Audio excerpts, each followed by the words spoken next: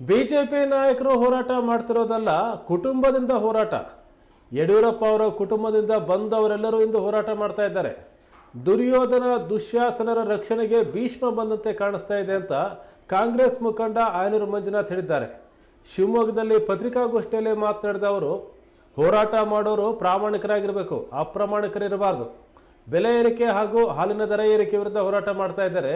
ಬೆಲೆ ಏರಿಕೆಗಳು ಯಾವ ರೀತಿ ಏರಿಕೆ ಆಗುತ್ತೆ ಅನ್ನೋ ವಿವರ ಹೇಳಬೇಕು. ಅವರ ಅಸ್ತಿತ್ವದ ಉಳಿಕೆಗಾಗಿ ಹೋರಾಟ ಮಾಡ್ತಾ ಇದ್ದಾರೆ. ಶಾಸಕರ ವೇತನದ ಏರಿಕೆ ಬಗ್ಗೆ ಅವರು ಮಾತಾಡ್ತಾ ಇಲ್ಲ. ಶಾಸಕರಿಗೆ 1 ಲಕ್ಷ ಜಾಸ್ತಿ ಆದಾಗ ಏಕೆ ಕಣ್ಣೀರು ಬರಲಿಲ್ಲ? 4 ರೂಪಾಯಿ ಜಾಸ್ತಿ ಆದಾಗ ಮಾತ್ರ ಕಣ್ಣೀರು ಬರ್ತಾ ಇದೆ. ಆರ್ಥಿಕ ಸ್ಥಿತಿಗತಿಯ ಬಗ್ಗೆ ಮಾತಾಡೋ ಯೋಗ್ಯತೆ ಅವರಿಗಿಲ್ಲ ಅಂತ ಹೇಳಿದರು.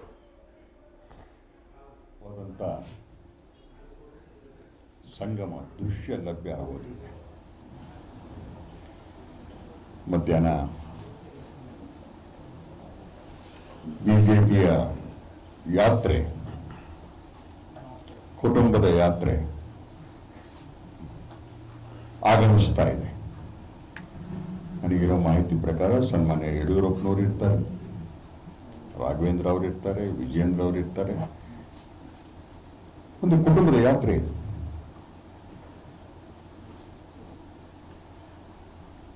ದುರ್ಯೋಧನ ದುಶ್ಯಾಸನ ರಕ್ಷಣೆ ಮಾಡಕ್ಕೆ ಭೀಷ್ಮ ಬಂದಂಗೆ ಕಾಣಿಸ್ತದೆ ಯಡಿಯೂರಪ್ಪ ಜೊತೆಗೆ, ಯುದ್ಧವನ್ನು ಗೆದ್ದುಕೊಳ್ಳೋಕ್ಕೋಸ್ಕರ. ಬೆಲೆ ಏರಿಕೆ, ಭ್ರಷ್ಟಾಚಾರದ ವಿರುದ್ಧ ಅವರು ಮಾತನಾಡುತ್ತಿದ್ದಾರೆ. ಅದನ್ನ ನಾವು ಸ್ವಾಗತ ಮಾಡ್ತೇನೆ. ಜನಪರವಾದಂತ ಯಾವುದೇ ಹೋರಾಟಗಳಿದ್ರೆ ಅದನ್ನು ಸ್ವಾಗತ ಮಾಡೋದು, ವಿರೋಧ ಮಾಡೋ ಪ್ರಶ್ನೆ ಇಲ್ಲ ಪ್ರಜಾತಂತ್ರ ವ್ಯವಸ್ಥೆಯೊಳಗೆ. ಆದರೆ ಹೋರಾಟ ಮಾಡುವಂತರು ಪ್ರಾಮಾಣಿಕರಾಗಿರಬೇಕು. ಅಪ್ರಾಮಾಣಿಕರು ಹೋರಾಟವನ್ನು ಮಾಡಿದರೆ ಅದರ ಕಸುವು ಕಳೆದು ಹೋಗಿಬಿಡುತ್ತೆ. ಬೆಲೆ ಏರಿಕೆ ವಿರುದ್ಧ ಹೋರಾಟವನ್ನು ಮಾಡ್ತಿದ್ದಾರೆ. ವಿಶೇಷವಾಗಿ ಹಾಲನ್ನು ಪ್ರಸ್ತಾವ ಮಾಡ್ತಾರೆ. ಹಾಲಿನ ದರ ಏರಿಬಿಟ್ಟಿದೆ. ಬಿಜೆಪಿ ಆಳ್ವಿಕೆಗಳಿಗೆ ಪೆಟ್ರೋಲ್ ಡೀಸೆಲ್ ದರ ಏರಿಕೆ ಆಗಿದೆ. ಅದರ ಇಂಪ್ಯಾಕ್ಟ್ ಸರಕು ಸಾಗಾಣಿಕೆಯಿಂದ ಹಿಡಿದು ಕನ್ಸ್ಯೂಮರ್ ಐಟಮ್ಗಳವರೆಗೆ ಹೇಗೆ ಬೆಲೆ ಏರಿಕೆ ಆಗುತ್ತೆ ಅನ್ನೋದನ್ನು ಅವ್ರು ಹೇಳ್ತಾ ಇಲ್ಲ. ಗ್ಯಾಸ್ ಏರಿಕೆ ಆಗಿದೆ, ಸಿಮೆಂಟ್ ಬೆಲೆ ಏರಿಕೆ ಆಗಿದೆ, ಕಬ್ಬಿಣ ಏರಿಕೆ ಆಗಿದೆ, ಗೊಬ್ಬರ ಏರಿಕೆ ಆಗಿದೆ. ಯಾವುದನ್ನು ಉಳಿಸಿಲ್ಲ. ಕೇಂದ್ರ ಸರ್ಕಾರದ ವ್ಯಾಪ್ತಿಯಲ್ಲಿರ್ತಕ್ಕಂಥ ಎಲ್ಲ ವಸ್ತುಗಳ ಬೆಲೆ ಏರಿಕೆ ಮನಮೋಹನ್ ಸಿಂಗ್ ಗವರ್ಮೆಂಟ್ ಇದ್ದಾಗ ಏನಿತ್ತು ಅದರ 3 ಪಟ್ಟು 200 ಟೈಮ್ಸ್ ಜಾಸ್ತಿ ಆಗಿದೆ. ಆದರೂ ಪ್ರಸ್ತಾವನೆ ಮಾಡ್ತಾನೆ ಇಲ್ಲ. ಬೆಲೆ ಏರಿಕೆ ಅದನ್ನು ಅನುಭವಿಸ್ತಕ್ಕಂಥವ್ರು ಸಾಮಾನ್ಯ ಜನ. ಅವರ ಮೇಲೆ ನೀವು ಬೆಲೆ ಏರಿಕೆಯನ್ನು ಹೇರ್ತಾ ಹೋಗಿದ್ದಲ್ಲದೆ ಕೇವಲ ಒಂದು ಭಾಗವನ್ನು ಮಾತ್ರ ಹೇಳ್ತಾ ಇದ್ದೀರಿ. 4 ರೂಪಾಯಿ ಹಾಲಿಗೆ ಜಾಸ್ತಿ ಆಯಿತು ಅಂತ. ಇನ್ನೊಂದು ಕಡೆ ಹೋದಾಗ ರೈತರ ಪರ ಮಾತನಾಡ್ತೀರಿ. ಇವತ್ತಿನ ಒಂದು ಹಸುವಿನ ಬೆಲೆ ಎಷ್ಟು ಗೊತ್ತಾ? ಒಂದು ಹಸು ಎಷ್ಟು ಲೀಟರ್ ಹಾಲು ಕೊಡುತ್ತೆ, ಅದರ ಹಿಂಡಿ, ಅದರ ಹುಲ್ಲು ಮೇಲೆ ಸಿಗೋದಿಲ್ಲ. ಈಗ ಅದರ ಮೇಂಟೆನೆನ್ಸ್ ಎಷ್ಟು ಖರ್ಚು, ಅದಕ್ಕೊಬ್ಬ ಆಳಿರ್ತಾನೆ, ಎಷ್ಟು ಉತ್ಪನ್ನ ಆಗುತ್ತೆ ಎವರಿ ಡೇ ಹಾಲು, ಅದರ ಪ್ರೊಡಕ್ಷನ್ ಕಾಸ್ಟ್ ಎಷ್ಟು ಅನ್ನೋದ್ರ ಬಗ್ಗೆ ಏನಾದರೂ ಪ್ರಜ್ಞೆ ಇದ್ದಿದ್ರೆ, ಇವರು ದನಗಳನ್ನ ಸಾಕಿದ್ರೆ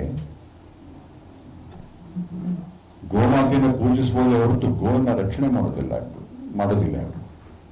ಹಾಗಾಗಿ ಹಾಲಿನ ದರವನ್ನ ನೀವು ಖಂಡಿಸ್ತಾ ಇದ್ದೀರಾ.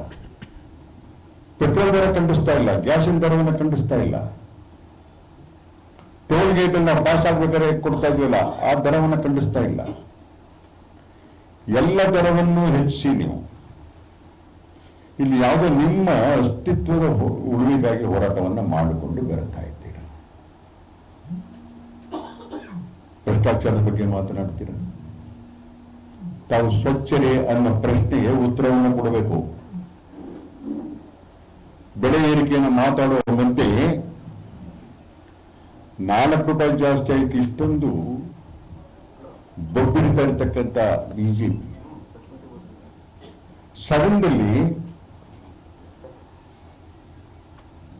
ಬೆಲ್ಲದ್ದು ಶಾಸಕ ಉಪನಾಯಕ ಅವರ ಮೂಲಕ ಶಾಸಕರ ವೇತನಕ್ಕಾಗಿ ಆ ಅರ್ಜಿಯನ್ನು ಕೊಟ್ರಿ ನೀವು? ಶಾಸಕರ ವೇತನ ಬಗ್ಗೆ ಪ್ರಸ್ತಾವನೆ ಮಾಡ್ತಾ ಇದ್ದೀರಾ, ಪ್ರಸ್ತಾವನೆ ತಂದ್ರಿ ನೀವು, ಎಲ್ಲ ಪಕ್ಷಗಳು ವಿರೋಧದಿಂದ ಪಾಸ್ ಮಾಡಿಬಿಟ್ಟು.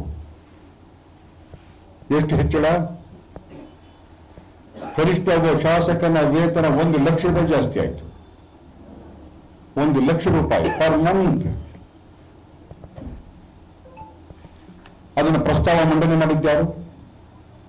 ಬಿಜೆಪಿಯವರು. ದುರಾದೃಷ್ಟ, ಯಾವ ಶಾಸಕರು ವಿರೋಧ ಮಾಡಲಿಲ್ಲ ಅದನ್ನ. ನನ್ನಂತ ಮಾಜಿ ಶಾಸಕನಿಗೆ 45,000 ರೂಪಾಯಿ ಸಂಬಳ ಜಾಸ್ತಿ ಆಯ್ತು. ಯಾರ ಮೇಲೆ ಹೋಗುತ್ತೆ ತೆರಿಗೆ ಇದು? ಅದು ಬೆಲೆ ಏರಿಕೆಗೆ ಕಾರಣ ಆಗುದಿಲ್ವಾ? ಬಡವರಿಗೆ ಹೊರ